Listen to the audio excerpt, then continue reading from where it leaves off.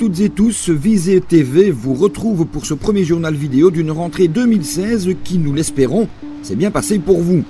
Comme le mois dernier, nous entamerons ce journal vidéo en évoquant quelques travaux avec pour commencer l'avancement de ceux qui ont permis à l'autoroute de retrouver une véritable qualité de roulage, ceci dans le timing initialement imparti. Une bonne chose. Autre bonne nouvelle, le parking de la gare sera sensiblement agrandi. Après destruction de l'ancien bâtiment situé à la croisée des avenues de Navagne et rue de la Croix-Rouge, ce sont ainsi 50 à 70 places supplémentaires qui seront accessibles. Quant au projet du bâtiment avec parking souterrain de l'avenue Albert Ier, le jugement positif du Conseil d'État lui permettra de débuter sous peu. La mise sur pied de solutions de remplacement pour le parking seront communiquées en temps utile.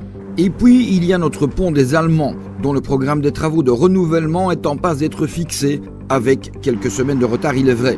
L'entreprise sous-traitante ayant souhaité apporter quelques modifications dans la manière de travailler, les choses ne devraient pas débuter avant fin novembre au plus tôt. Pour rappel, cet ouvrage qui date de la Première Guerre mondiale avait déjà fait l'objet d'une cure de jouvence au début des années 90, mais aujourd'hui ce maillon essentiel du trafic ferroviaire doit être remplacé, ce qui devrait s'opérer sur 3 années avec le moins possible de coupure totale de trafic. Pour sa 29e édition, on peut sans hésiter prétendre que la fête de la Prielle a encore franchi un cap cette année, en attirant d'abord un nombre public pour le souper au beurre Bayern, plus encore que l'an dernier, puis en proposant le dimanche une brocante qui en très peu d'années a pris une ampleur assez incroyable.